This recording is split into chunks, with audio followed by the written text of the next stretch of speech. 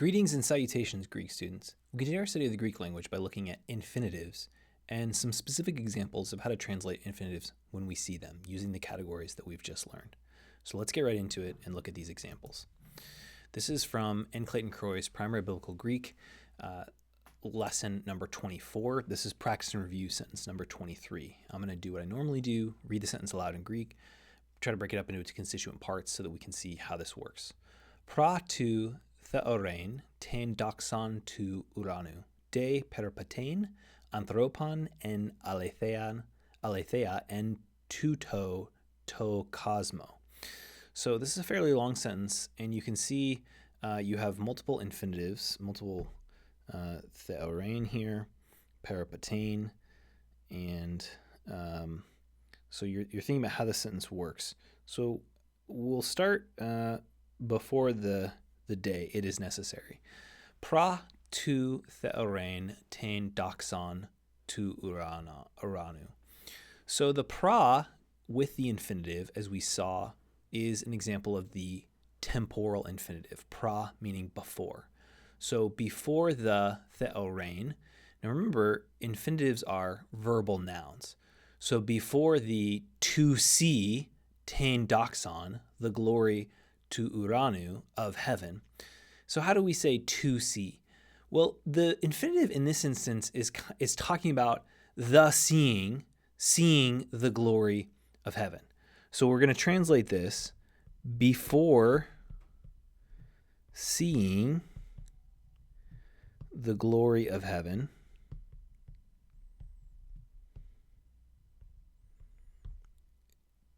De peripatein. It is necessary. De is that verb. It is necessary. Peripatein, to peripateo, to walk. Well, notice this anthropon is in the accusative, but the subject of the infinitive is in the accusative. And this is an example where the infinitive is being used as the subject of day. It is necessary. What is the it that is necessary?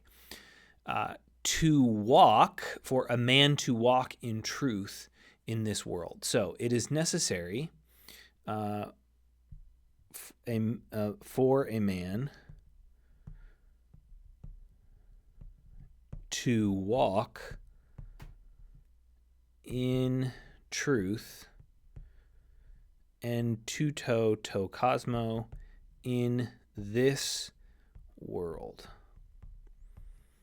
In this world. So before seeing the glory of heaven, it's necessary for a man to walk in truth in this world, not in the world.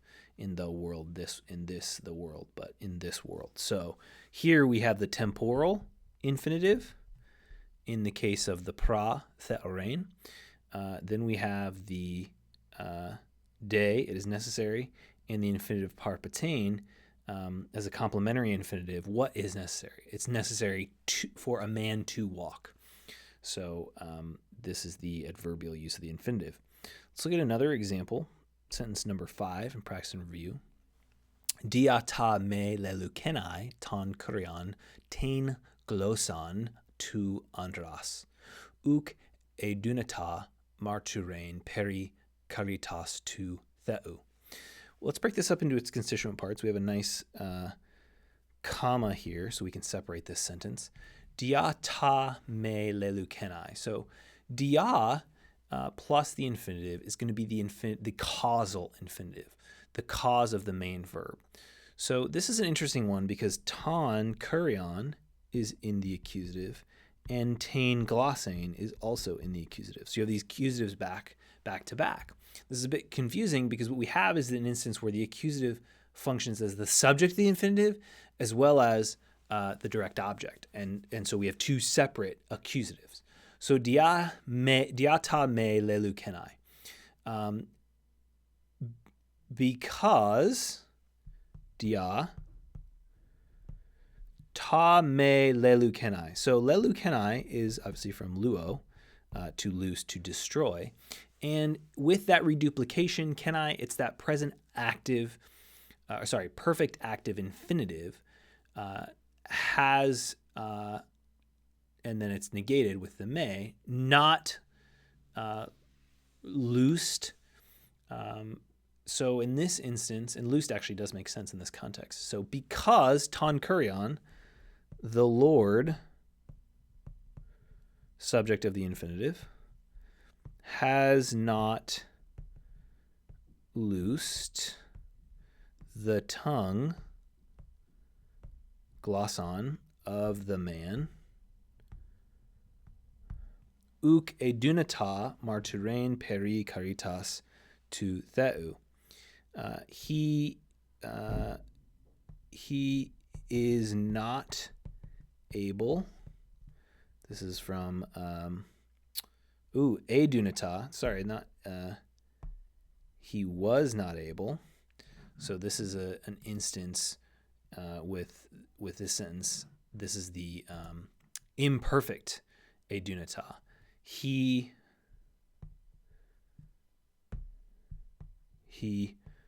was not able, marturein, complementary infinitive, able to what? And remember, like, this is one of those modal verbs that likes to take the infinitive.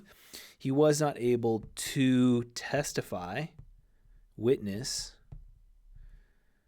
about the grace of God.